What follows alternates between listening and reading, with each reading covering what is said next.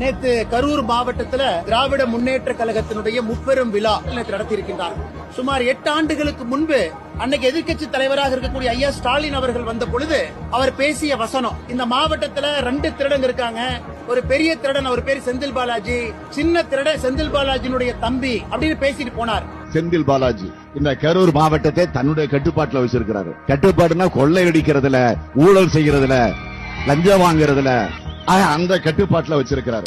8 ஆண்டுகள் கழித்து அதே கரூர் மாவட்டத்தில் அவர் மேடையில பேசும் பொழுது உலகமகா உத்தமர் செந்தில் பாலாஜி, இந்த உலகத்திலேயே மிகச்சிறந்த ஒரு மனிதர் செந்தில் பாலாஜியினுடைய தம்பி சர்டிபிகேட் கொடுத்தார். என்னுடைய இனிய சகோதரர், அருமை சகோதரர், பாசமிகு சகோதரர், ஆற்றல் மிகு சகோதரர், செயல் வீரர் செந்தில் பாலாஜி அவர்களே.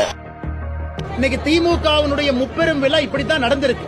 அதனால் மேடையில் அமர்ந்து கொண்டு பாரதிய ஜனதா கட்சிக்கு பாடம் எடுக்கிறார், எப்படி இருக்க வேண்டும் என்று. பாரதிய ஜனதா கட்சி ஒரு நாளும் கூட தமிழக மக்களுடைய இதயத்தில் இடம்பெற்றுக் கொண்டிருக்கின்றோம். இந்த நிகழ்வும் ஒரு சாட்சி தான். அதனால் அந்த கரூர் மாவட்டத்தில் நடந்த முப்பெரும் விழாவே திமுக அரசுல சாராய காசு நடத்தப்பட்ட விழா. சாராய மந்திரியாக 3 ஆண்டுகள் பணி செய்து அவர் சம்பாதித்த பணத்துல தான் இன்னைக்கு கரூர்ல இத்தனை ஆண்டு காலமாக இருக்கக்கூடிய திராவிட முன்னேற்ற கழகத்தினுடைய விழாவே நடக்குதுன்னா இதை விட ஐயோ பாவம் என்று சொல்வதற்கு வேற என்ன சான்று வேண்டும்?